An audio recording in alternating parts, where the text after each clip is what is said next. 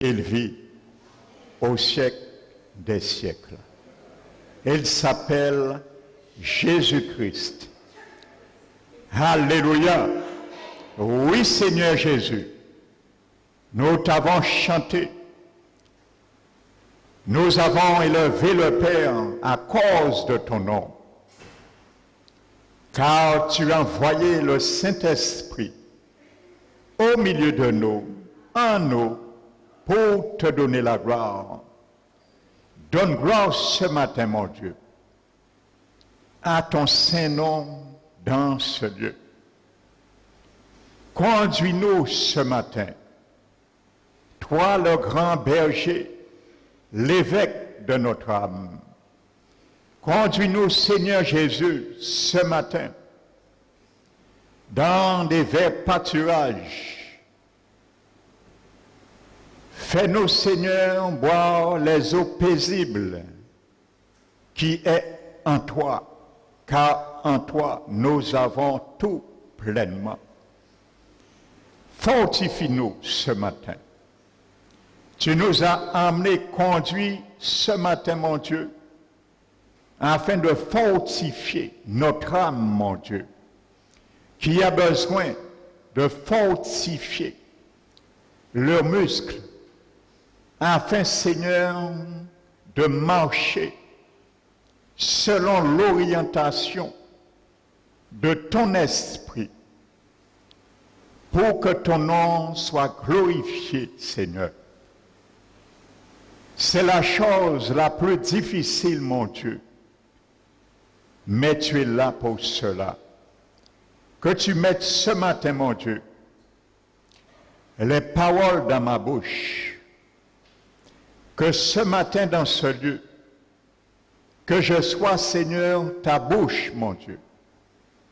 C'est pour cela que je m'humilie devant, sous tes mains, Père toute-puissante, afin, Seigneur, de m'utiliser dans ce lieu ce matin à l'avantage de ton peuple, comme un gant dont ton Esprit Saint est la main. Glorifie ton Saint-Nom, mon Dieu.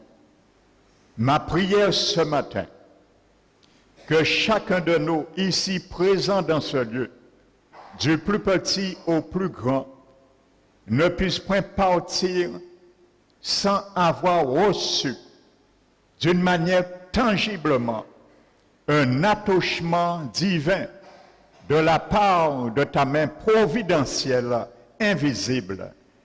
Je prends autorité ce matin, au nom puissant de Jésus-Christ, de lier tout esprit de distraction et tout esprit de sommeil.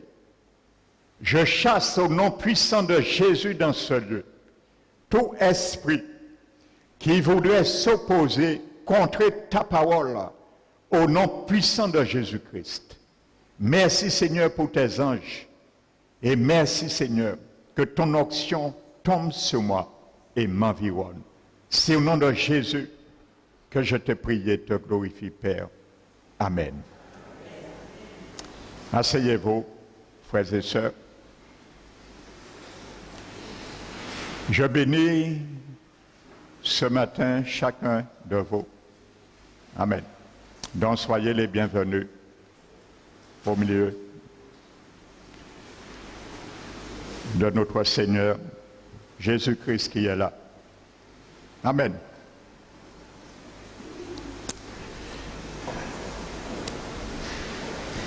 Le Seigneur va parler ce matin. Amen. Donc disposons-nous pour cela. Nous allons ouvrir la parole de Dieu dans le livre de l'Épître, dans l'Épître de Jean, le 3e épître, le chapitre 1 et le verset 2. 3e épître de Jean. Alléluia. Le chapitre 1 et le verset 2. Il est dit, bien-aimés, il parle à Gaius, un de ses fidèles. Je souhaite que tu prospères à tous égards et sois en bonne santé, comme prospère l'état de ton âme. Amen.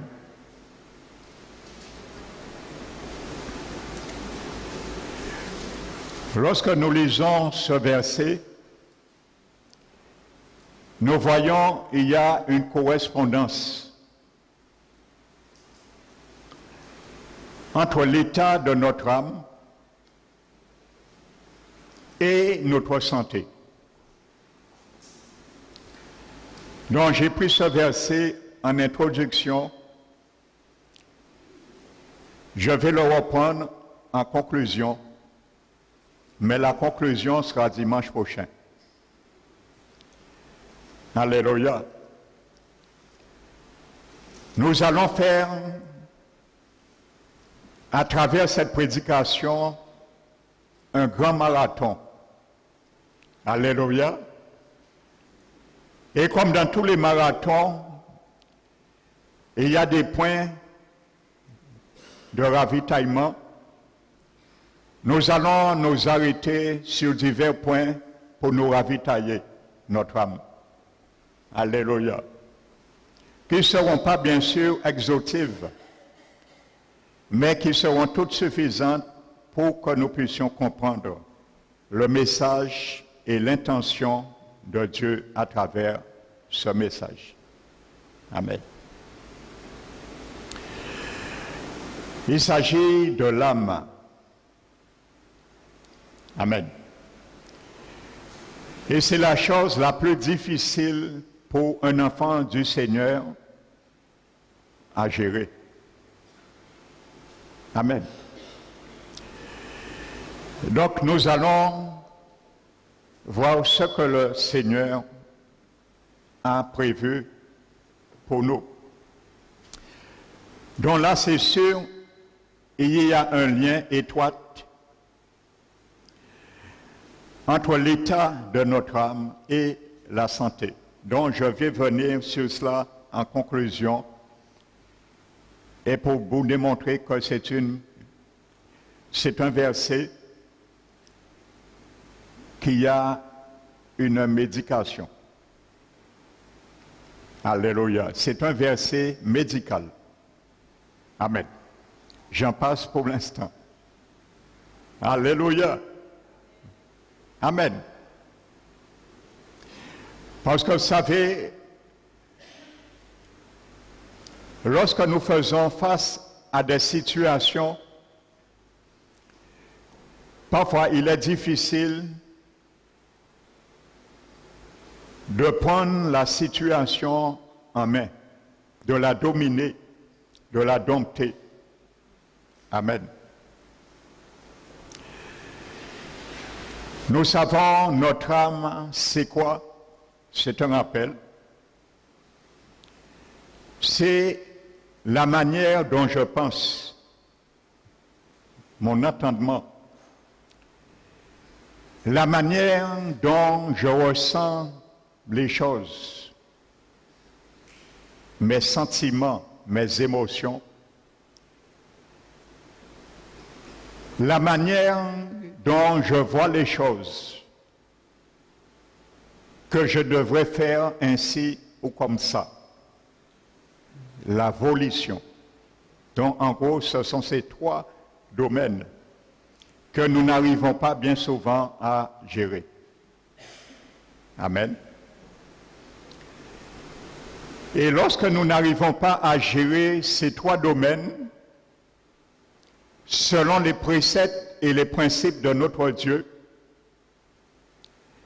nous mettons notre esprit régénéré en otage. Amen. Parce qu'à ce moment, nous vivons en tant qu'enfants du Seigneur et marchons comme quelqu'un qui n'aurait pas d'esprit. Et comme il y a un verset qui le souligne également. Amen. Ça veut dire que nous marchons uniquement avec notre âme, mais qui ne prend aucun cas de ce qu'il reçoit ou qu'elle devrait recevoir par son esprit. Amen. Donc certes, notre vie est basée par notre âme. Mais lorsqu'un enfant du Seigneur est sauvé, son esprit qui est régénéré par son âme doit devenir l'interface entre son esprit et son corps. Ça veut dire, étant enfant du Seigneur, je devrais, avant de prendre une décision, interpeller mon esprit. Amen. En tant qu'enfant du Seigneur, avant de m'orienter vers une direction, je dois interroger mon esprit. Si je ne le fais pas, je marcherai par mon âme.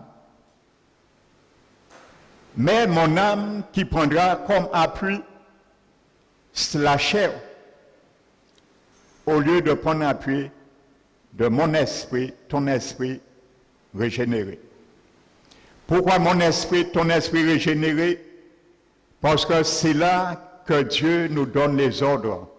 C'est là que Dieu nous donne les conseils, les directions, parce que c'est là vie et l'Esprit Saint est en nous. Il faut bien comprendre cela. Amen. Donc, l'âme, vous savez, peut être choquée, blessée, et bien souvent, nous n'arrivons pas à gérer cela. Et le message que le Seigneur m'a mis à cœur pour toi et moi, tu verras les conséquences d'une âme blessée. Ou que jusque ça peut nous amener, frères et sœurs.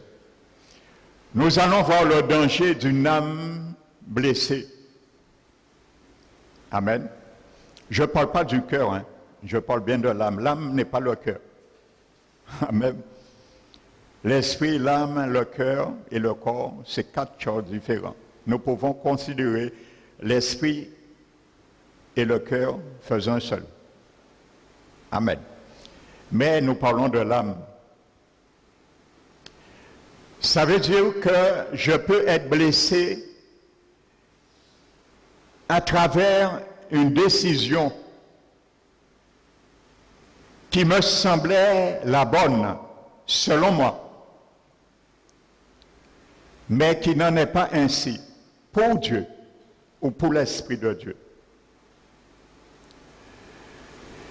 Donc je peux être blessé par cela, simplement. Pas qu'on m'aurait fait quelque chose comme une affliction, une offense, mais peut-être dans une discussion, peut-être on décide autrement que j'avais prévu de décider. Donc, cette partie dans mes pensées peut être blessée, portée atteinte. Et si je n'arrive pas à contrôler cette blessure, à la laisser guérir, ça peut me ramener dans des catastrophes. Amen. Donc la volonté, c'est la même chose. Les sentiments, ce sont les mêmes choses. Amen. Donc nous allons voir un peu cela à travers divers points de ravitaillement. Amen. Et vous savez, lorsqu'un enfant du Seigneur n'arrive pas à faire face à des situations selon son âme, Cela dépend de plusieurs choses. Ça dépend de ce que je suis en Christ. Ça dépend de mon expérience dans la vie. Amen. Ça dépend comment est la manière dont je marche. J'ai l'habitude de marcher avec mon Dieu. Et ça dépend aussi de certaines choses, de certains principes que le Seigneur m'a déjà enseignés. Donc ces choses me permettront de faire face à certaines situations qui ont blessé, qui contrarient mon âme et ton âme. Amen.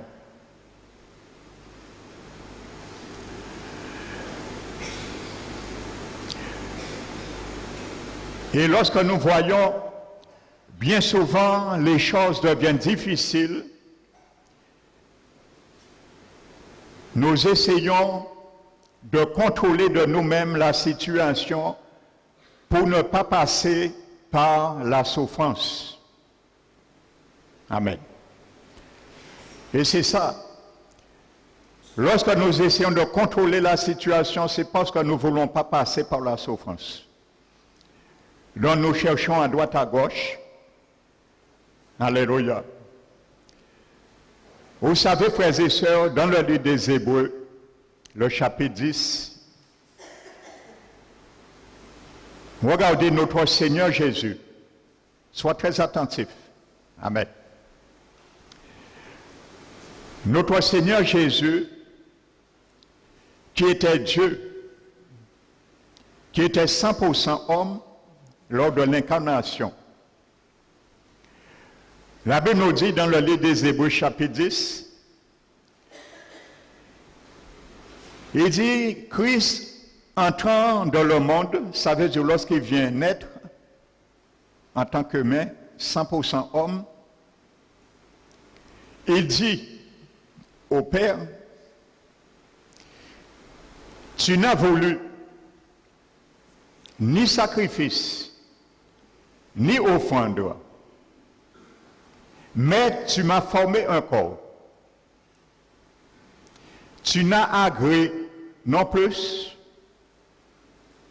ni holocauste, ni sacrifice pour les péchés. Et j'ai dit, me voici, ô Dieu, pour faire ta volonté, car je viens dans le rouleau qui est écrit de moi. Je viens dans le rouleau qui est écrit de moi. Ô Père, ô Dieu, pour faire ta volonté. Le Seigneur Jésus qui l'a dit. Lorsque nous regardons dans Matthieu chapitre 26, je crois le verset 30-33, quand Jésus s'est présenté au jardin de Gethsémane,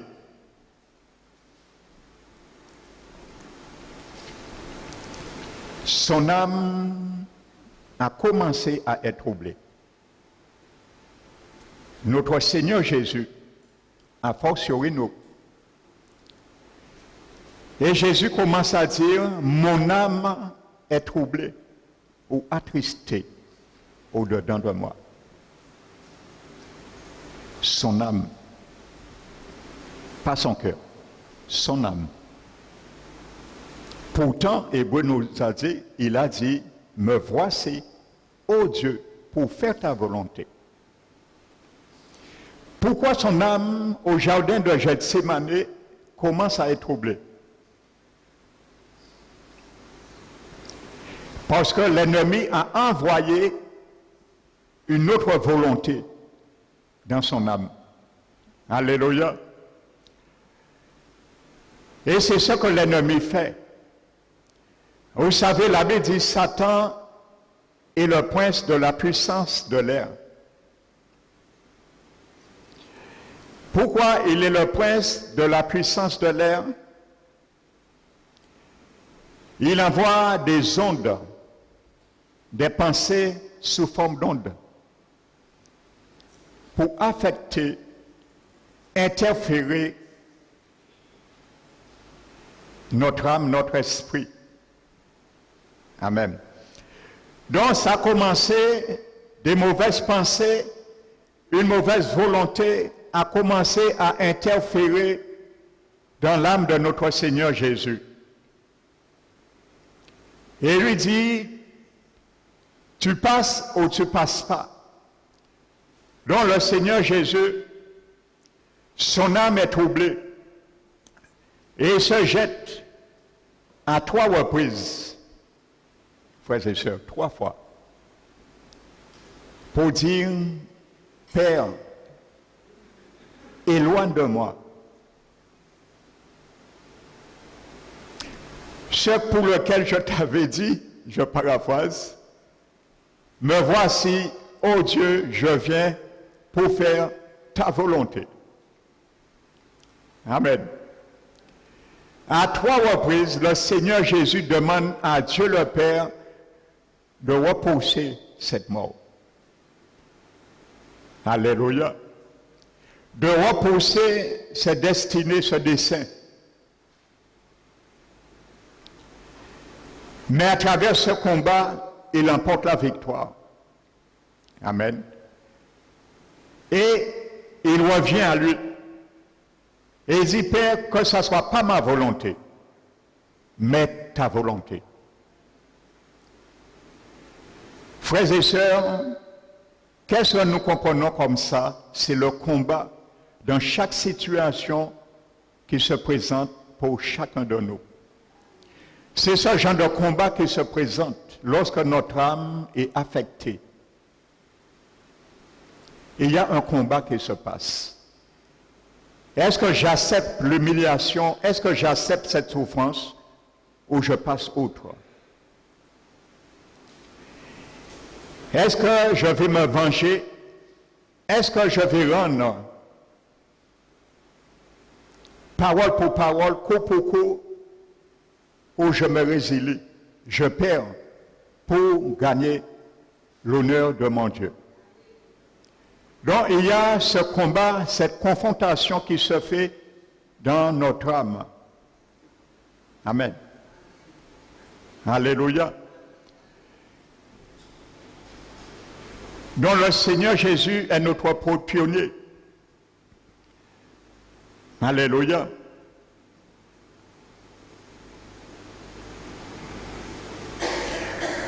Et lorsque nous ne voulons pas faire face à la situation, c'est parce que nous voulons nous protéger bien souvent contre la souffrance. Nous ne voulons pas perdre dans cette situation parce que nous allons souffrir. Ainsi de suite. Amen. Vous savez, c'est une répétition. Nous allons essayer de faire une corrélation avec 2 tests. Amen. 2 tests qui s'enchevêtrent pour faire ressortir une même idée. Jérémie 15. Le prophète Jérémie, chapitre 15, il dit, écoute bien, que tes oreilles, que mon oreille soit éveillée ce matin au nom du Seigneur Jésus.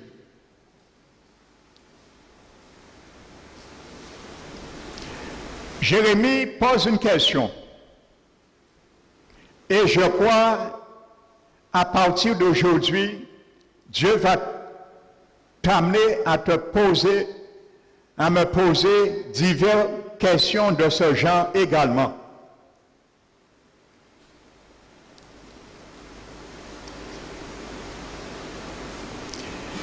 Il dit, pourquoi mes souffrances sont-elles si continuelles? C'est pour ça, ça veut dire que tu n'arrives pas à comprendre. Pourquoi ça ne s'arrête pas un jour? Pourquoi ça ne s'arrête pas un moment? Il pose la question. Si tu t'es déjà posé cette question, ça, ce matin, Dieu te donne la réponse. Tout se passe dans ton âme. Tout se passe dans mon âme.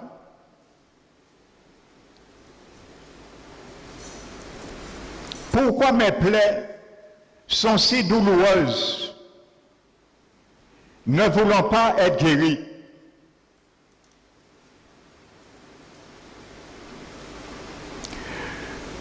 Avant de continuer le verset, basculons, ne perdons pas Jérémie 15, Ésaïe 57. Ne perdons pas Jérémie 15, Ésaïe 57.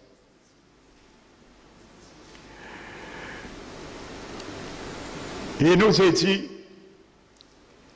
les méchants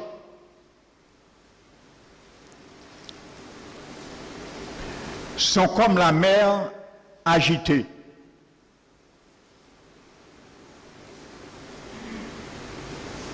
Amen. Et qui ne se calme pas.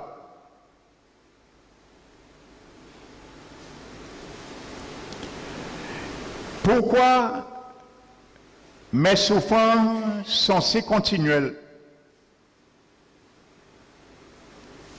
Parce que peut-être il y a de l'agitation dans notre âme. Pourquoi mes plaies ne veulent pas être guéries et sont douloureuses? Parce qu'il ne peut se calmer. Selon Jérémie 57. Amen. Jérémie 57 nous dit, elles sont dont les eaux se soulèvent.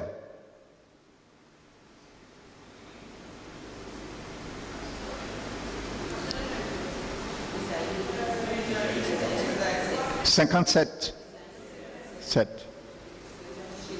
Ésaïe 57. Et Jérémie 15.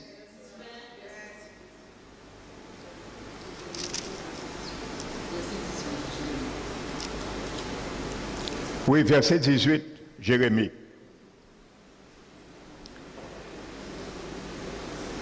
Amen. Ésaïe 57, verset 20. Amen.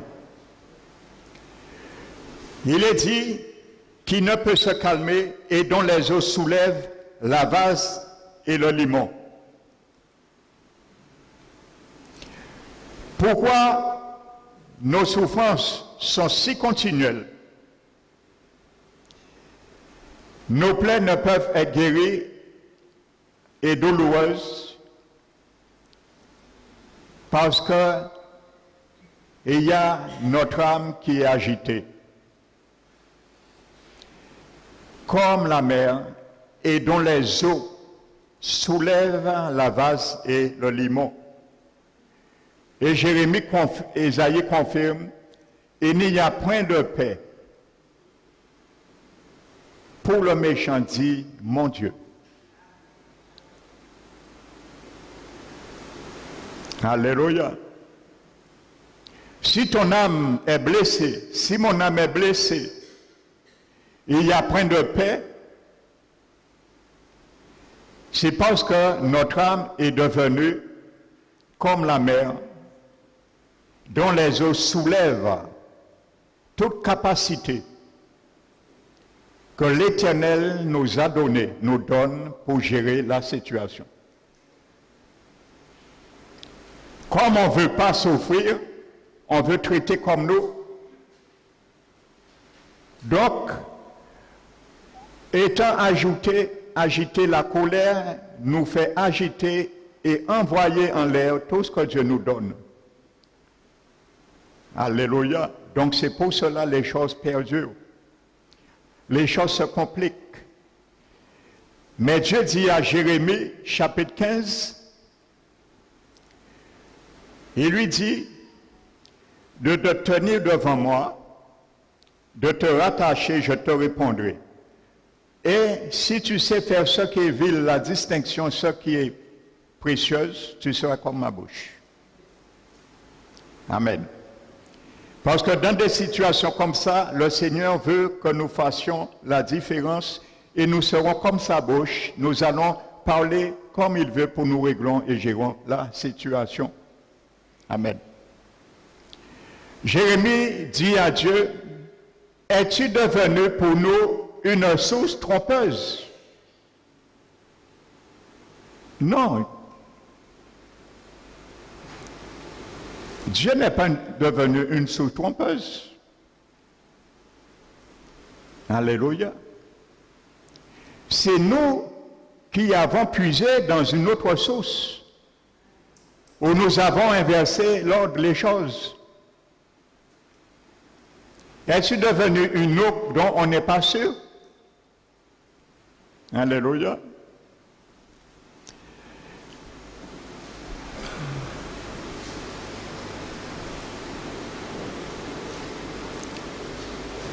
Vous savez, frères et sœurs,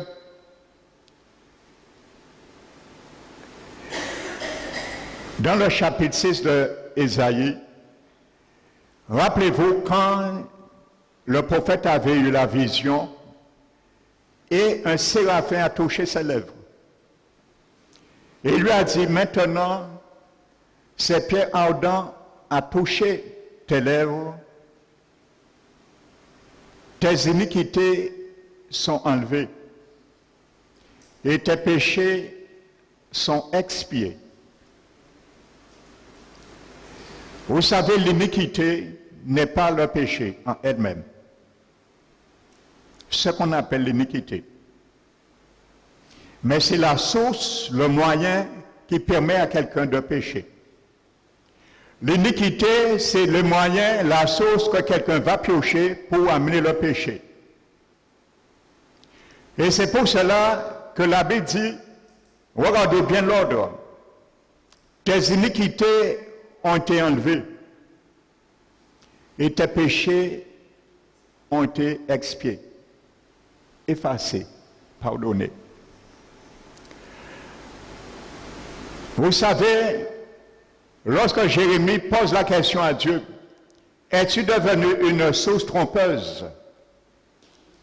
N'oubliez pas, lorsque le cœur de Jésus a été percé sur la croix du Calvaire,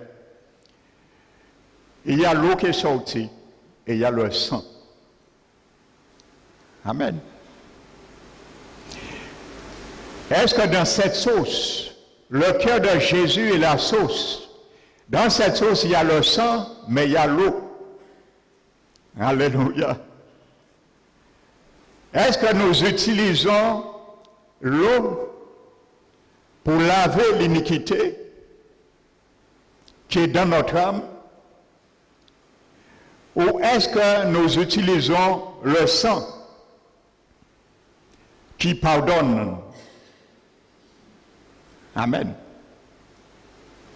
Le sang pardonne, mais l'eau lave. Alléluia. Lorsque l'eau lave, le péché est pardonné. Lorsque l'eau lave, l'iniquité est retirée. Alléluia. Est-ce que nous n'inversons pas les choses à notre manière? Amen. Mais la source, elle est là. Et il n'y a pas de fausse source. Dieu est la source. Il est la fontaine non crevassée qui contient l'eau. Jésus. Alléluia. Amen. Donc, voyez, si les choses sont continuelles, si notre âme n'arrive pas à être guérie, c'est parce qu'il y a de l'agitation et il y a de la méchanceté qui a pris la place de notre Seigneur et qui nous agite. Il soulève les choses. comme l'eau soulève la vase et le limon. Amen. Donc pour les choses se calment, pour la plaie se guérit, se cicatrise, il faut que nous arrêtions de soulever les vases et le limon de la parole et les principes de Dieu. La mer va se calmer.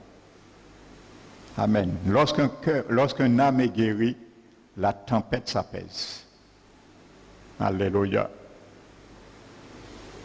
Pourquoi il y a tant de tempêtes dans le corps du Christ? C'est parce qu'il y a beaucoup d'âmes qui ont été blessées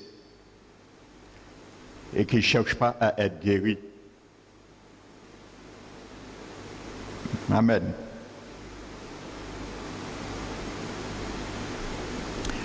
Donc je continue.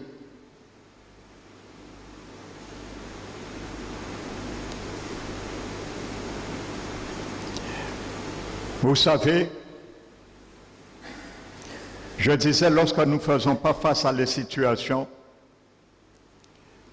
pour être guéris, les choses deviennent difficiles, compliquées et même dangereuses. Amen. C'est pour ça, lorsque l'âme est touchée, ce qui leur permet de penser, comme je dis, de vouloir, de permettre d'avoir des sentiments, des émotions, a l'impact aussi sur notre vie spirituelle. C'est clair. Amen.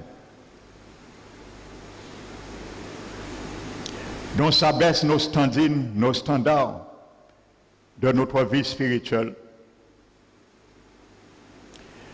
Par ce qui se passe dans notre âme, au niveau de notre âme, aussi touche et impacte notre esprit. Ça rend notre esprit esclave de notre âme. Et c'est l'inverse qui devait se faire. Amen. Et n'oubliez pas les informations que doit prendre notre âme, doivent venir de notre esprit. Lui, il est l'interface. L'interface d'un ordinateur, il prend des informations et il envoie dans une autre partie. L'âme doit prendre les informations dans son esprit régénéré et l'envoyer dans le corps. Lui dit, Dieu a dit ça, donc tu vas faire comme Dieu a dit. Mais si désobéi, il ne tient pas compte et dit non, je suis maître souverain, je préfère faire comme moi j'ai dit. Et c'est là on pêche. Et c'est là on se résilie dans son état. Amen. Ce n'est pas pour rien Dieu demande aux chrétiens de marcher par son esprit. Amen.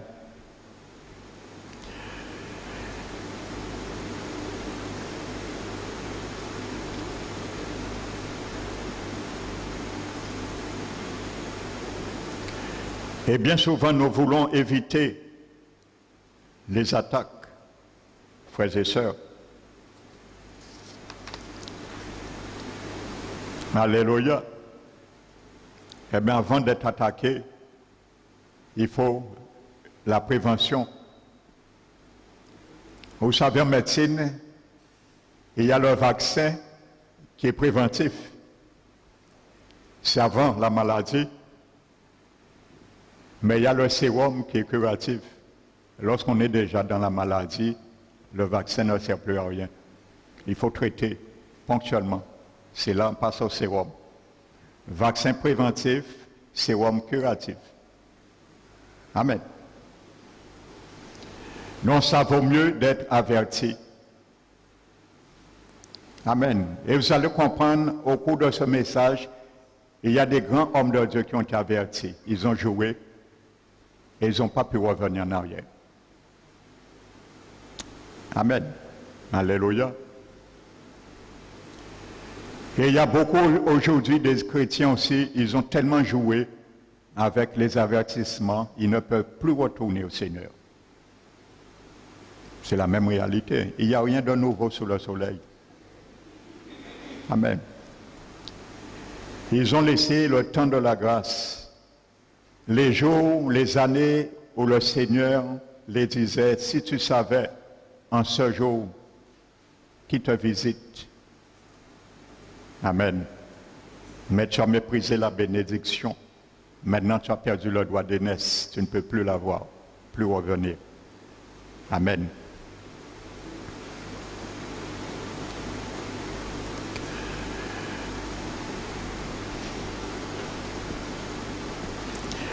Donc c'est pour cela, nous comprenons, frères et sœurs, la prière, l'importance de prier les uns pour les autres. Et c'est ce que Jésus avait besoin dans le jardin de Gethsémani. Il avait besoin de soutien parce que son âme était troublée, son âme était attristée, il avait besoin d'un relève. Vous savez, bien souvent, nous sommes tous imparfaits à cause de la faiblesse de notre chair, comme dit l'apôtre Paul.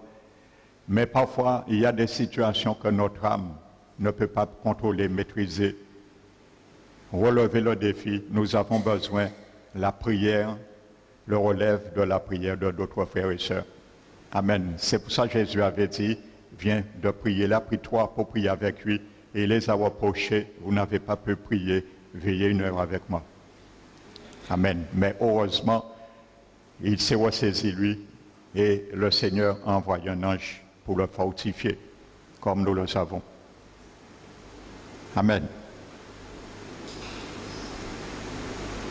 Donc, il y a beaucoup de cas, nous avons dans la Bible des gens qui n'ont pas pu contrôler leur âme et où ça les a amenés. Amen. Il y a Caïn, Saül, Israël, Samson, Moïse, Salomon et beaucoup d'autres.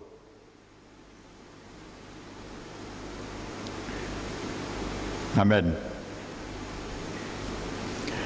Ils ont laissé les émotions s'emparer d'eux. Et beaucoup parmi eux ont perdu quelque chose. Amen.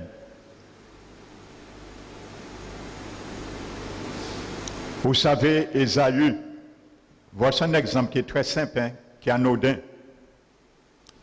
Ésaü, il a perdu son droit d'aînesse parce qu'il n'a pas eu le contrôle sur son âme. Il avait faim, les sentiments, les émotions. Il avait faim. Il a vendu son droit d'aînesse pour un plat de lentilles. Il pouvait attendre, il ne serait pas mort.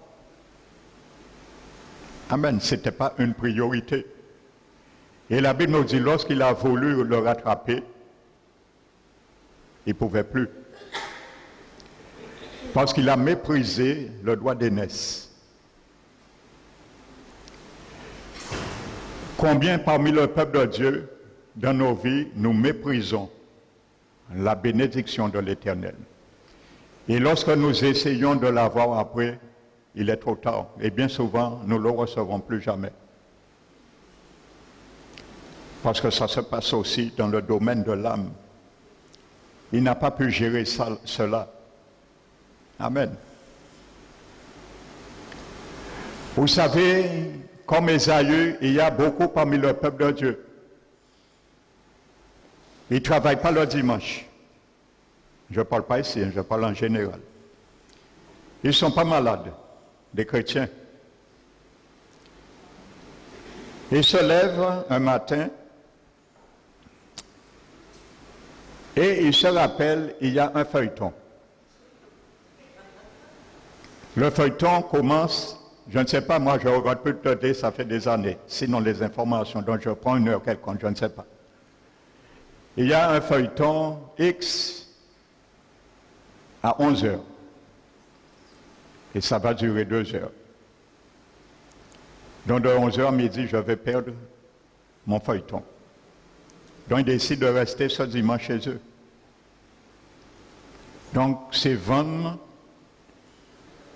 la bénédiction de l'Éternel que tu aurais pu recevoir le dimanche pour un plat de lentilles. Ça, c'est un plat de lentilles. Rester chez moi pour un feuilleton, ça, c'est un plat de lentilles. Mépriser la présence de Dieu. C'est la même réalité. Hein? Vous savez, bien souvent, nous lisons les événements de la Bible, mais la parole de Dieu, c'est un miroir. Ça reflète sur nous les réalités. Peut-être ce n'est pas un plat de lentilles, mais c'est un feuilleton. Le feuilleton, c'est un plat de lentilles. Peut-être c'est un match. Le match à la télé, on veut le voir, c'est un plat de lentilles. Mais ce dimanche, l'Éternel, ça fait 5 ans que tu priais, tu jeûnais pour recevoir une guérison. Et le Seigneur dit, je vais jouer chèque et mat ce dimanche pour lui, pour elle. Et le Seigneur dit, je vais le faire perdre. Et ce jour-là, le Seigneur est omniscient, omnipotent, il sait tout.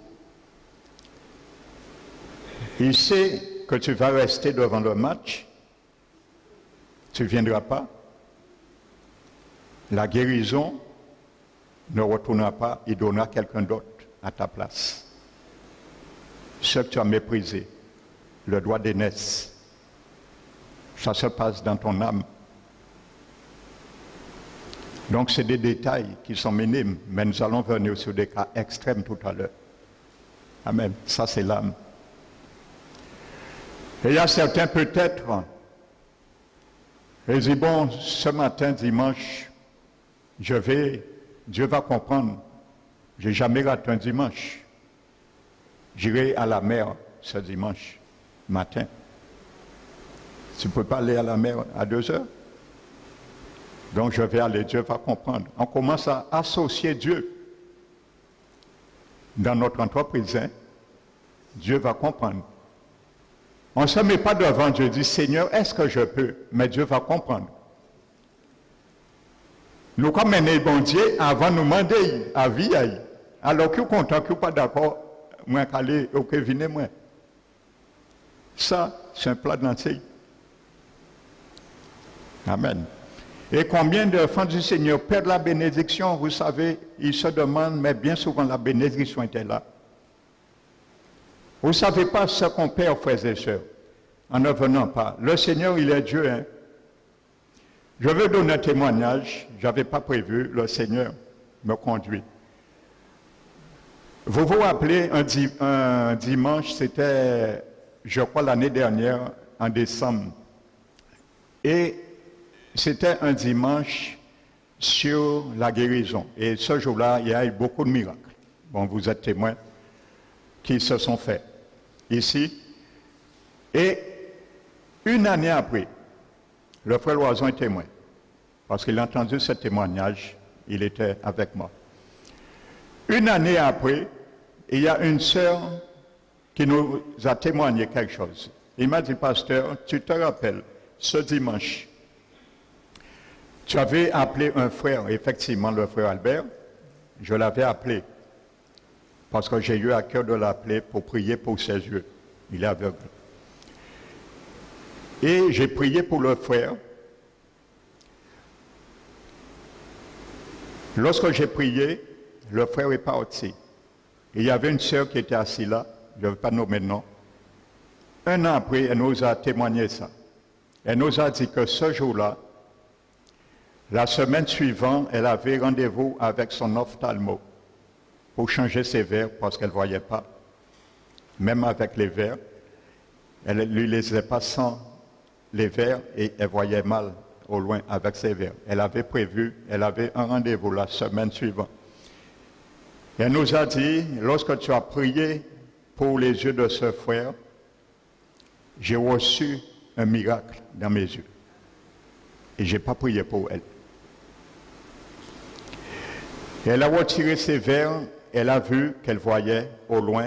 Et elle nous a dit, depuis ce jour, elle lit sans verre. Elle a eu le miracle. Et ce n'est pas pour elle que j'ai prié. J'ai prié pour un frère.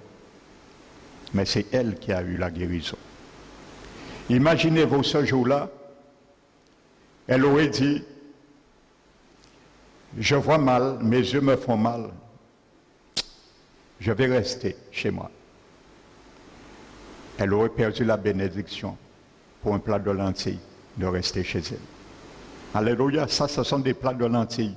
Et ça se passe au niveau de l'âme également. Lorsqu'on vous dit venez, vous ne savez pas ce que vous perdez, frères et sœurs.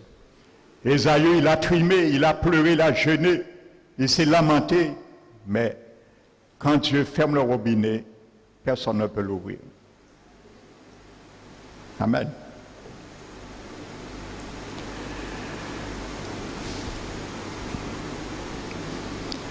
Donc je continue. Ésaïe, pour un plan entier, ça s'est passé au niveau de son âme. Il a perdu la bénédiction. Amen.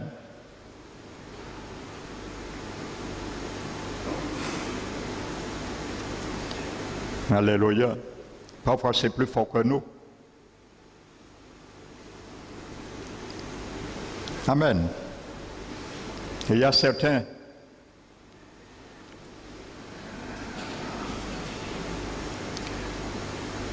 vous savez, il y a certains qui n'arrivent pas à dompter leur âme. Il y a certains chrétiens qui fument encore, qui boivent encore. Ils disent c'est plus fort qu'eux. Normalement, ça ne devrait pas être plus fort qu'eux. Parce que Jésus est plus fort que la situation. Jésus, il est plus fort que toute situation. Amen. Vous savez, la Bible nous dit dans le livre des Hébreux, le chapitre 12, après avoir énuméré un ensemble, une liste des héros de la foi, dans le chapitre 11, il vient au chapitre 12, et il dit aux Hébreux, aux chrétiens, maintenant, nous aussi, puisque nous sommes environnés d'un si grand nombre de nuées de témoins, courons avec persévérance dans la carrière qui nous est ouverte, rejetant tout fardeau et le péché qui nous embarrasse environne si facilement. Amen. Ayant les regards sur Jésus, celui qui donne, administre la foi et l'amène à la perfection. Et il dit, en parlant de Jésus, de la joie, lui de la joie en échange qui lui était réservé, il a souffert la mort, méprisé l'ignominie, et il s'est assis à la droite du trône de Dieu. Et ensuite il dit, considérez, en parlant toujours de Jésus, celui qui a supporté en sa personne toutes ces oppositions de la part des pécheurs, afin que vous ne vous relâchiez point l'âme découragée. L'âme découragée. Il donne des exemples. Il sait que l'âme des Hébreux était sur le point de fléchir. Et il dit, vous n'avez pas résisté jusqu'au sang en luttant contre le péché. Amen. Le péché, parfois, est attaché dans le sang, dans notre sang, dans nos gènes.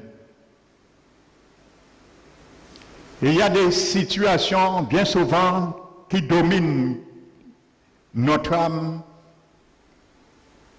qui viennent peut-être des héritages ancestraux, intergénérationnels, et qui sont difficiles à dompter et à contrôler. Vous n'avez pas encore résisté jusqu'au sang en luttant contre le péché. Amen. Et il nous dit également, frères et sœurs, béni soit, 2 Corinthiens chapitre 1, je crois, béni soit le Dieu, le Père de notre Seigneur Jésus, le Père des miséricordes,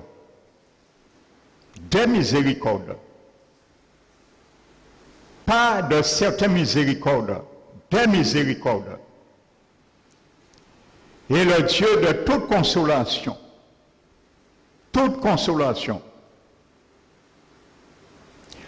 qui nous console dans certains de nos afflictions. Ce n'est pas ça que la Bible dit. Qui nous console dans toutes nos afflictions. Toutes nos afflictions. Afin que la consolation dont toi et moi ont été l'objet de sa part, nous puissions consoler ceux qui sont affligés. Amen. Quand ton âme est affligée, c'est difficile de dire « mon âme bénit l'Éternel ». Et tout ce qui est en moi bénit son Saint-Nom. Mais pour le dire, lorsque mon âme est affligée, affectée, il faut aller à la source pour désactiver la blessure. Il faut aller à la source pour que la plaie puisse être cousue et fermée, pour pouvoir dire mon âme bénit l'Éternel et tout ce qui est en moi bénit son Saint-Nom. Amen. Quand notre âme est affectée, nous devons aller à la source, le Père de toute consolation. Il nous console dans toutes nos afflictions. Amen. Pourquoi ma plaie? J'arrive pas à gérer la situation. Va vers le Père. Il console toute affliction. Il sait comment le faire. Alléluia. Toute affliction. Alléluia. Qu'est-ce qui t'empêche d'avancer, mon frère, ma soeur? Dis-moi ce matin. Qu'est-ce qui te retient? Quelle est l'affliction qui te retient?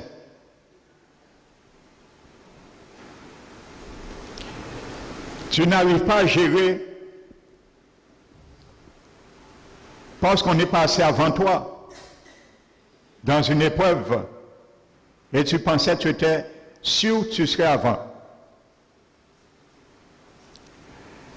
C'est une affliction de ton âme. Va à la source.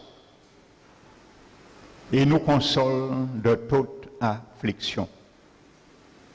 Il nous donnera le moyen d'y sortir, d'y échapper.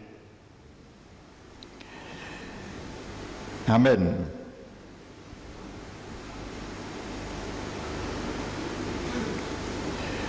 Le peuple Israël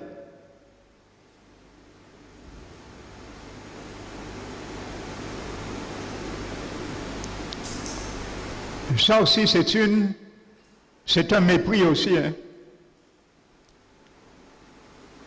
Quand Dieu veut nous guérir, nos afflictions, nos douleurs, nous refusons, c'est un mépris aussi.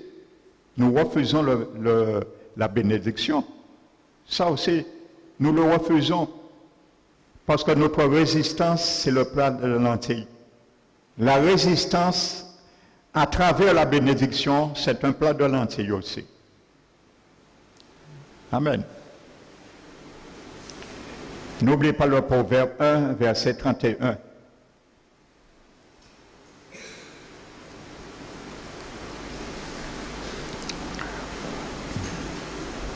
La résistance des stupides les tue. Et la sécurité des insensés les perd.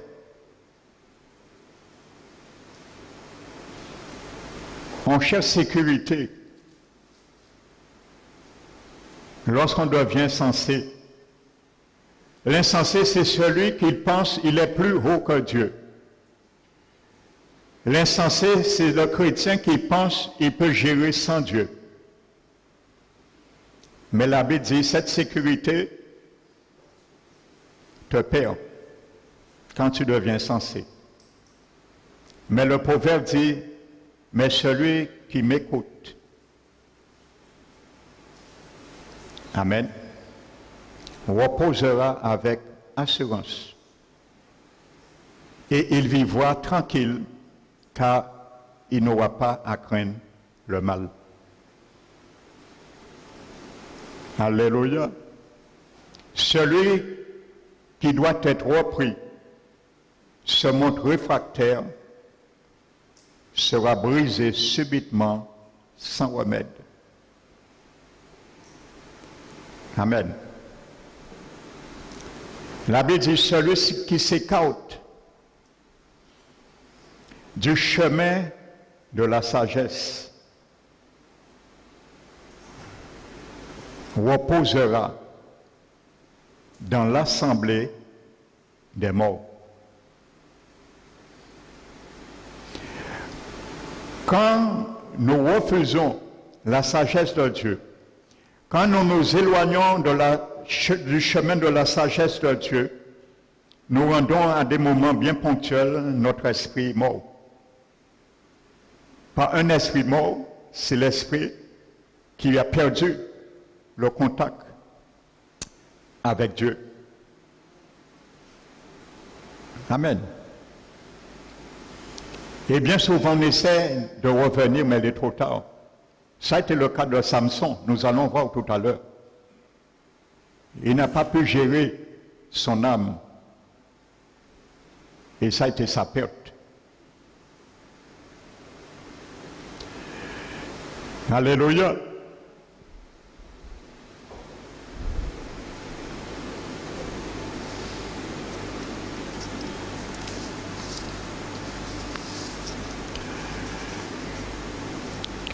Je disais, le peuple Israël, ils ont résisté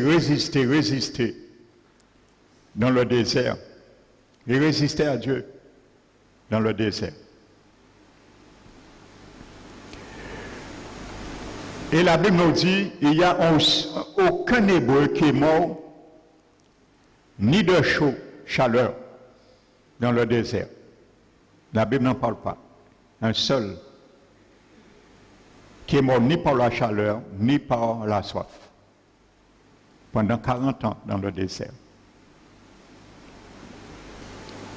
Mais il y a beaucoup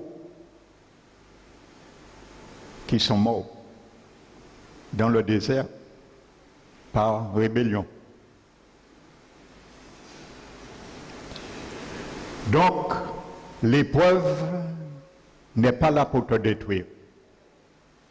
L'épreuve n'est pas là pour me détruire.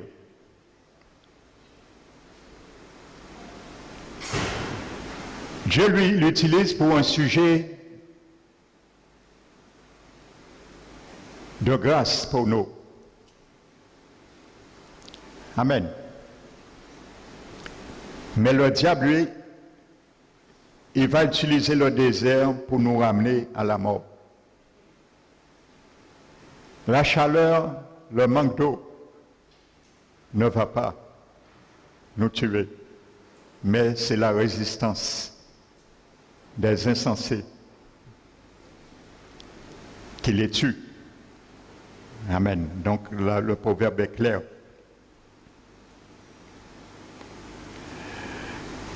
Amen.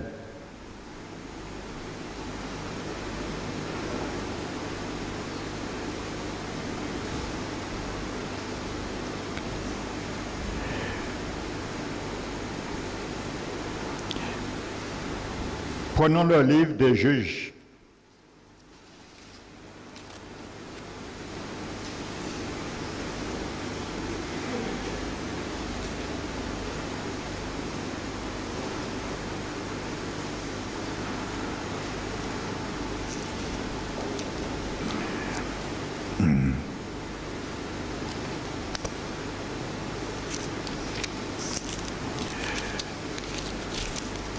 Juge.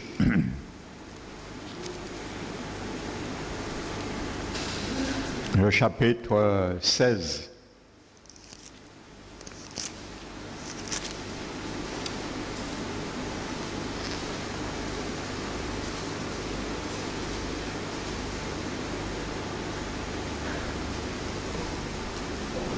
Vous savez, Samson, il a été consacré par Dieu depuis le sein de sa mère.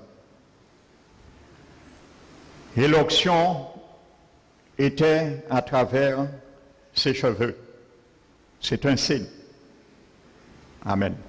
Ça ne veut pas dire aujourd'hui, Dieu demande aux chrétiens de laisser leurs cheveux, les hommes, pousser. Des locks, ainsi de suite, ce n'est pas ce que Dieu dit. Amen. On n'a pas besoin là, l'onction est en nous. Amen. Parce qu'il y a beaucoup les rastas, le rastafari, c'est ce qu'ils prônent, que l'onction est là. Mais regardez, tous ceux qui avaient fait vœu de Naziréa, la Bible montre que tous, qu'ils étaient consacrés depuis le sein de leur mère. Et il y a certaines choses qui devaient s'abstenir. Donc j'en passe, je ferme cette parenthèse. Donc Samson, Dieu lui avait donné un mandat. Et vous allez voir comment son âme l'a perdu. Le mandat, c'était de détruire et de tuer les Philistins. Amen. Mais Samson s'est trouvé devant un dilemme. Et bien souvent, nous nous trouvons devant ce genre de dilemme. Plaire à Dieu ou plaire à ceux qu'on aime ou qu'on chérit encore. Ou, comme je disais, qui est plus fort que nous. Amen. Donc Samson doit tuer, détruire les Philistins. Mais le diable envoie une Philistine devant lui. Pour calmer la tempête. Son âme maintenant est partagée. C'est pour ça que Jacques nous dit, lavez vos mains, pécheurs, purifiez vos cœurs, hommes irrésolus. Le mot grec qui est traduit par irrésolu, veut dire âme partagée. Purifiez vos cœurs, hommes irrésolus, hommes, âme partagée. L'âme devient partagée. Par moments, notre âme devient irrésolue, devient partagée. Je vais faire comme je reçois l'information dans mon esprit, ou je vais faire comme j'ai l'habitude de faire. On ne veut pas déposer ce qu'on avait l'habitude de faire. Parce qu'on veut toujours gagner quelque chose. Donc, âme partagée. Ce qui est arrivé à Jésus à un moment donné, à Gethsémani, son âme a été partagée. Il était troublé. Quand mon âme est partagée, devient troublée. Pour retirer le trouble, pour prendre le cachet, pour résoudre ce trouble, il faut aller vers le Père des miséricordes. Il nous console dans toute affliction. Amen. Donc maintenant, il laisse son âme fléchir et il perd la vision que Dieu lui avait donnée. Donc, allez lire l'histoire, je ne vais pas m'étendre dessus. Et par perfidie, finalement, la femme essaie de fouiller dans les secrets de sa vie avec son Dieu pour prendre et avoir le dessus, et elle arrive. Et elle voit ses cheveux, sa chevelure, donc elle rase sa tête. Et l'onction s'en va. La présence de Dieu s'en va. Amen. Ça, c'est un signe, la présence de Dieu s'en va. Amen. Et verset 20. Lorsque ton âme est atteinte, n'est pas contrôlée, tu peux faire n'importe quoi.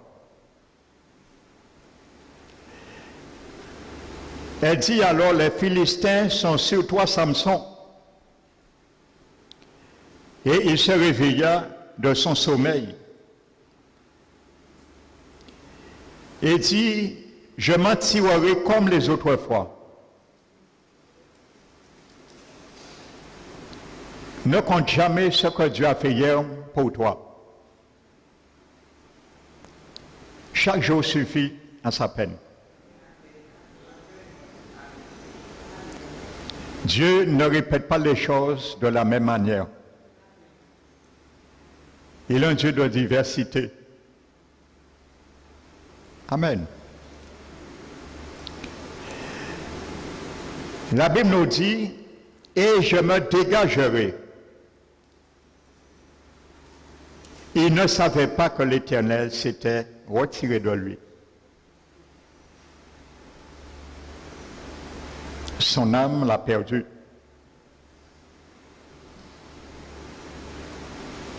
Il y a beaucoup d'enfants du Seigneur, leur âme les colporte à droite à gauche, faire n'importe quoi. Mais ils ne savent pas que la présence de Dieu n'est plus avec eux. Je ne dis pas que l'Esprit de Dieu les a quittés. Ils descendent vers ce précipice. Si ils n'arrivent pas à faire volte-face, à revenir à l'Éternel pendant qu'il est prêt. Mais c'est une réalité. Amen. Cependant, ses cheveux recommencèrent à croître depuis qu'il avait été rasé. Amen. Mais ce n'est pas parce que ses cheveux ont recommencé à croître qu'il a réparé la brèche qu'il a fait dans sa vie, parce qu'il est mort. Et il est mort avec tous les Philistins. Amen. Ce que Dieu avait demandé, avait donné comme mandat de tuer, il est mort avec eux. Dieu n'a pas dit, Samson, tu vas mourir avec les Philistins. Mais une Philistine l'a fait mourir avec les Philistins. Amen. Donc ne prends jamais le risque, mon frère, ma soeur, de marcher avec une vision fausse, de perdre l'onction et de la reprendre demain. Ne fais jamais le malheur de marcher avec une vision, de quitter le Seigneur aujourd'hui, délibérément, et de revenir demain à lui.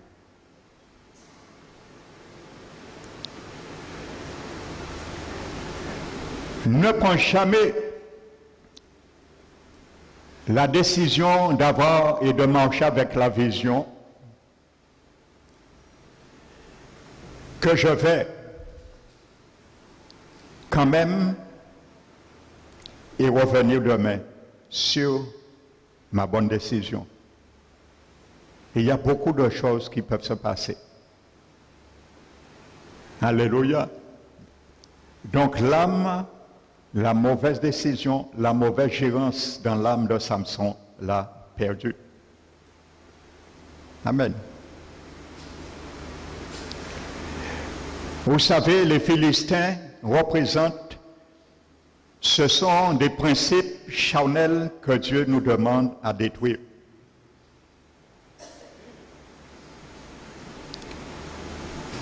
Et c'est facile, d'une certaine manière, pour Dieu, parce qu'il a établi une loi pour cela.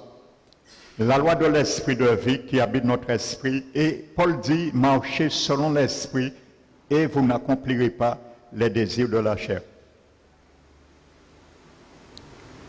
Donc s'il y a un désir, parmi 1000 désirs de la chair qui nous plaisent encore, c'est une Philistine. Nous allons essayer de combattre le reste comme les Philistins, mais ce désir charnel, nous l'aimons. Et un seul désir peut nous perdre également. Parce que Dieu aussi nous a mandaté de faire mourir les œuvres de la chair. Les œuvres, pas certains. Amen. Aussi bien les Philistines ou la Philistine, celle que nous aimons le mieux, celle que nous avons chérie toute notre vie, Tala Ired. J'ai rencontré quelqu'un à Carrefour, je discutais avec cette personne, et cette personne m'a dit, moi, je suis chrétien, je n'ai pas de religion, je prie pour tout le monde. Alors je lui ai dit que ça ne suffit pas. Est-ce que vous êtes dans le Seigneur? Elle m'a dit, c'est quoi? Je lui explique. Et je lui dis, si vous mourrez aujourd'hui, est-ce que vous avez l'assurance d'être auprès du Seigneur? Elle m'a dit, moi, je ne sais pas, mais je crois que oui. Je ne sais pas s'il en fait qu'exister, mais je crois que oui. Alors je lui ai dit, elle m'a dit, je suis baptisé. Je lui ai dit, quel baptême? Il me dit, baptême catholique. J'ai dit, mais ça, c'est pas un baptême. Non, vous ne pouvez pas être sauvé avec ce baptême. Et la personne m'a dit, moi, on peut rentrer en pont église parce que ni baptême moi aimé, on peut chimper la ça. Jamais. Je lui ai dit quoi, par exemple? Il m'a dit, oui, carnaval, baptême comme ça. Elle a dit, eh bien, ça prouve que vous n'êtes pas sauvé. Donc, voyez, il y a certaines choses, même si on met dans notre tête, nous qui acceptons Jésus, et c'est pour ça qu'il y a beaucoup de personnes qui font des fausses conversions. Parce qu'ils disent, Seigneur, oui, je vais t'accepter dans ma vie comme sauveur, Seigneur. Il a dit, oui, on qui fait l'effort de tuer les Philistins, mais Philistine, ça, un pays baoulé. Oui, carnaval, ça c'est Philistine en moins. On qui regarde. Bois de nuit, il y a des chrétiens, ils ont accepté Seigneur.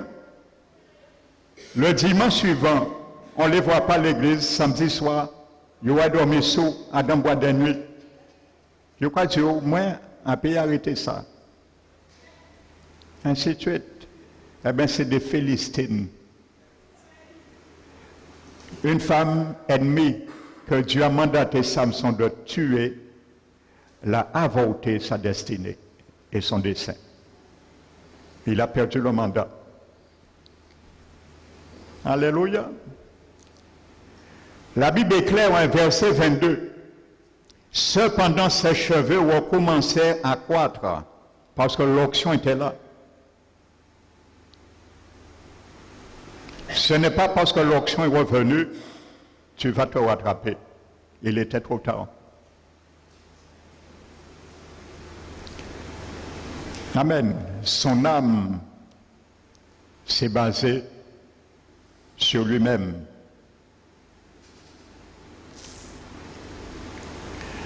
Amen.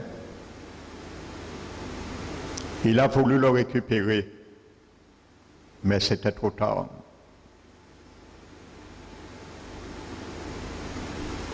Alléluia.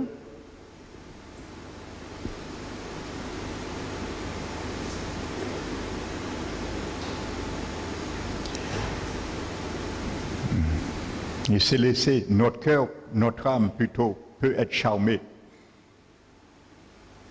par des situations aussi. Une seule situation peut nous perdre, avorter, frères et sœurs, notre salut. Une seule situation dans nos vies. Si nous ne gardons pas sur notre âme. Il y a des chrétiens, vous savez, des années, ils sont convertis dans le Seigneur. Et il y a quelque chose qu'ils n'ont jamais réussi à lâcher, c'est l'idolâtrie. Ça, c'est une Philistine. Ils ont gardé leur vierge, leur statue. Ils vous disent, oui, je vais le jeter. Qu'un serviteur passe. 2-3 ans après, le même serviteur passe. La vierge est là. Et pas même les poussières. Il est propre, ça veut dire qu'il a lavé, il a nettoyé, il a pris soin, il a poponné. Ça, c'est une Philistine. Et un tel chrétien pense que s'il meurt aujourd'hui, il sera sauvé. Non. Ton âme t'a perdu. Tu as laissé une Philistine, un ennemi de ton peuple que Dieu avait demandé de détruire dans ta vie. Ça fait partie des œuvres de la chair, l'idolâtrie. Les principes traditionnels du monde, il y a beaucoup aussi. Leurs âmes sont attachées encore à ces choses. Ils raisonnent pour ne pas perdre, pour ne pas briser, se déconnecter, se désaffecter. Ils commentent. Ils disent, c'est pas grave, Dieu comprend. Ça, c'est un objet, ça fait ouf. On m'a donné ça, mais ça fait des années que j'ai ça. Dieu comprend. Ça fait rien. Amen. Vous savez, en parlant d'objets, j'étais allé visiter quelqu'un qui ne dormait pas. C'est un chrétien. Des années dans le Seigneur, cette personne dormait le soir chez sa voisine, inconvertie. Un chrétien né de nouveau, parce qu'il y avait du bruit dans sa maison. Le soir, la tôle était gouillée, elle voyait la porte de sa salle de bain ouverte, fermée tout seul. Elle voyait parfois des ondes, entendait des voix, comme une maison hantée. Quand une sœur l'a parlé, elle est venue, je suis allé, j'ai visité, j'ai oint cette maison. Le soir, cette personne a dormi tranquillement. Et la personne m'a dit, mais il y a par contre la porte de la toilette, de temps à autre quand même, s'ouvre. Après 1, 2, 3 semaines, mais dormait tranquillement. Je suis venu encore, et il y avait quelque chose, je n'avais pas fait attention. Un petit détail. Cette personne il y avait un buffet qui était entre le couloir et la porte de la toilette. Et il y avait un objet, une tour Eiffel. Tour Eiffel. Vous savez, Eiffel est un franc-maçon de 3e loge, je le sais. Celui qui a fait l'architecture de la tour Eiffel était un franc-maçon 33e loge. Étant avisé de cela, j'ai dit à cette personne, il faut que tu enlèves ça. Et il y a eu une résistance. Il m'a dit, oui, mais c'est là, ça n'a aucun... J'ai dit, Eiffel est un franc-maçon 33e loge. Je lui ai dit, si tu veux que ta porte s'ouvre tout seul, laisse-le. Mais si tu obéis, tu ne verras plus ça. Et finalement, l'a jeté et s'est arrêté. Un objet. Amen. Ça, je peux vous donner beaucoup de cas comme ça. Hein. Amen. Donc, un simple détail peut nourrir ton âme et perdre ta vie pour l'éternité. Amen. Quand Dieu dit de retirer, c'est retirer. Amen. Avec Dieu, c'est tout ou rien. Quand on s'est engagé au Seigneur. On doit mettre une ligne de démarcation, dire je ne fais plus ça. Même avec notre famille, nos parents, non, je ne fais plus ça. Je ne serai pas avec vous. Il y a un baptême bébé. Vous allez baptiser le bébé? Non, je ne peux pas être là. Je vous aime, maman, papa, je vous aime, mais je ne peux pas être là avec vous. Après, c'est tout. Qu'il soit content ou pas. Mieux vaut obéir, faire plaisir à Jésus, réjouir le cœur de Jésus, mais faire Jésus passer avant. Amen. Les compromis, ce sont les Philistines qui charment notre âme. Amen. Et quand le diable va nous présenter une Philippine, et qui présente nous deux, et qui présente nous trois, après nous embarrasser, mais c'est la âme nous qui est mêlée.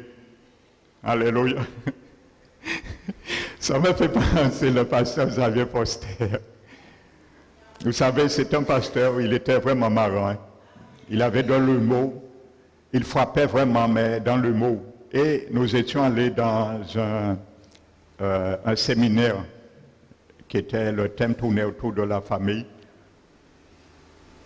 Il avait dit que l'on voit un jeune homme qui avait dit, en parlant des femmes, que je t'aime toi seul, toi tout seul.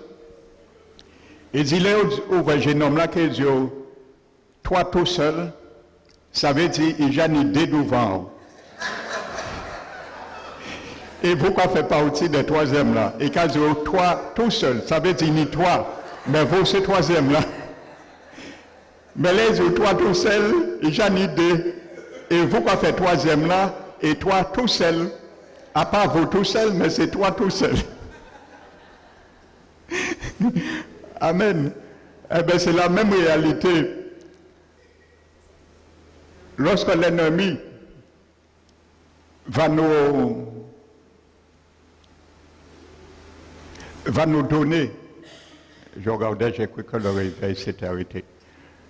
Lorsque l'ennemi va nous présenter une Philippine, nous qui trouvons nous charmer, et qui dit, puis qui présente nous demain des Philippines. Et plus que présenter nos Philippines, plus à nous qui faiblit et qui partagé, et plus nous qui pète force pour combattre les Philistins. Amen. Et vous savez, c'est facile à comprendre hein, ce principe. Pourquoi quelqu'un déserte bien souvent, c'est ça. Hein? Il a mis le doigt dans l'engrenage et ensuite tout le corps la main rentrée. Amen. Alléluia. Amen. Eh bien, ça a été. Et vous savez, Samson se basait. Oui, j'ai l'habitude, Dieu va faire encore. Oui, Dieu va faire encore. Mais Dieu n'a pas fait encore. Dans ce cas précis. Amen. Mais il ne savait pas que Dieu s'était déjà retiré de lui. Vous savez, frères et sœurs, il y a des moments, notre nom qui est inscrit, et je vais m'arrêter ce matin sur cela, pour continuer dimanche prochain. Bien souvent, notre nom qui est inscrit dans le livre de vie, le Seigneur a déjà la main, la gomme, pour gommer ce nom. La gomme est tout près de notre nom. Nous ne le savons pas. Mais Dieu le sait. Et nous demeurons dans nos situations, dans notre mentalité, dans notre façon de faire, et nous disons, que nous sommes toujours enfants du Seigneur, oui. Mais nous ne savons pas que notre nom est presque sur le point d'être enrayé. Amen. Samson ne savait pas que Dieu s'était déjà retiré de lui. Vous savez, le plus tragédie, c'est un enfant pour un enfant du Seigneur, c'est comprendre que Dieu est encore avec lui, avec elle, et que Dieu n'est plus avec lui ou avec elle. Je crois que c'est la plus tragédie pour un enfant du Seigneur.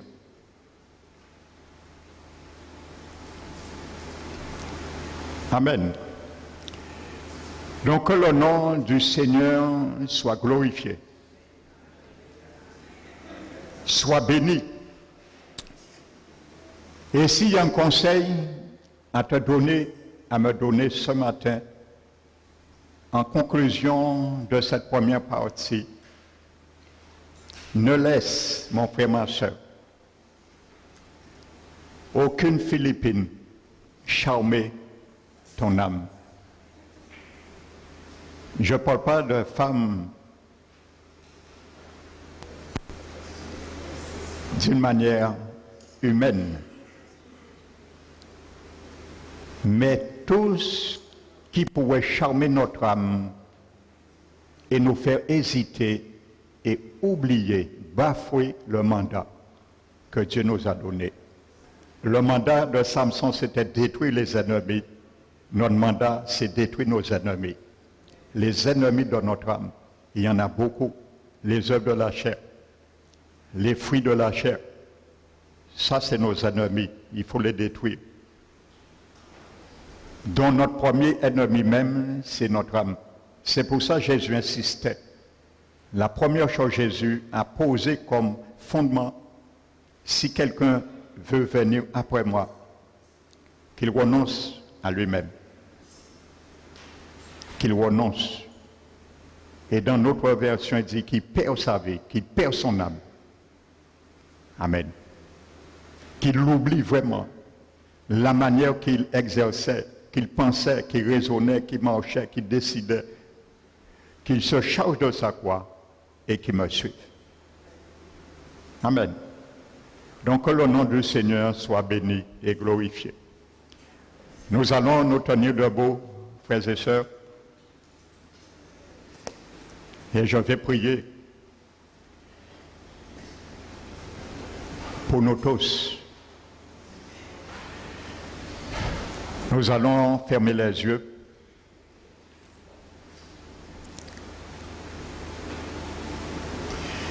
Père très saint, merci, merci, merci mon Dieu. Merci pour ton règne sur nos vies. Merci pour ton règne sur notre âme. Seigneur, ce matin, si peu que tu nous as dit, nous avons reçu pleinement et beaucoup. Car à travers ce si peu d'enseignements, d'exhortations tu nous as donné, ton esprit va les multiplier dans nos vies, dans les situations que nous vivons chaque instant, chaque jour. Seigneur, ce matin,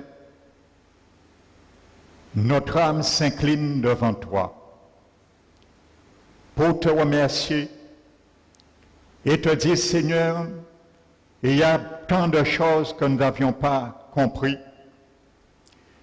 et tant de choses que nous avons envisagées de nous-mêmes, hors de ton esprit en nous.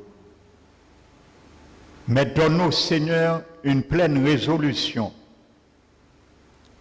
de pouvoir, Seigneur, gérer notre âme comme tu le veux, tu nous le demandes.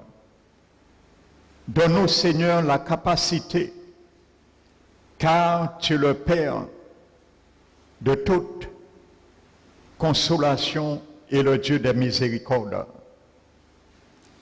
Aide-nous, Seigneur, comme tu nous l'as montré, décrit dans ta parole, que si notre âme sans cesse traîne des blessures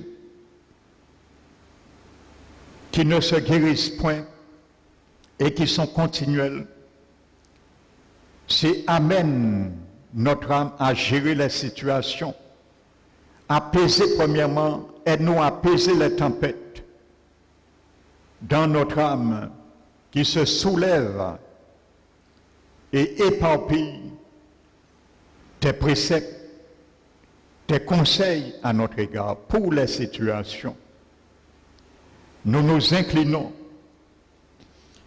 nous baissons les bras que nous avons sans cesse combien de fois levés pour esquiver tes corrections à notre égard. Mais ce matin, Père, nous te disons, nous baissons les bras.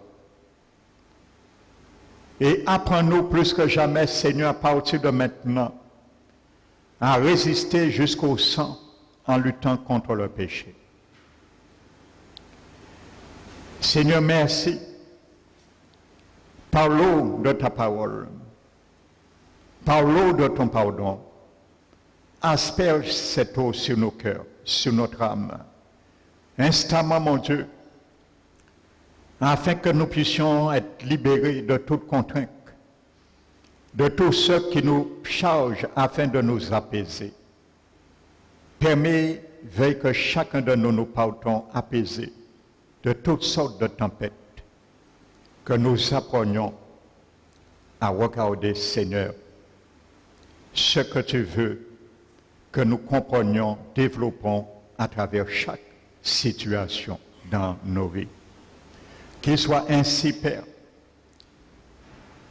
que ta grâce, ta paix et ta miséricorde reposent sur chacun de nous. Nous te glorifions, Père, et nous te remercions. Au nom de Jésus-Christ. Amen.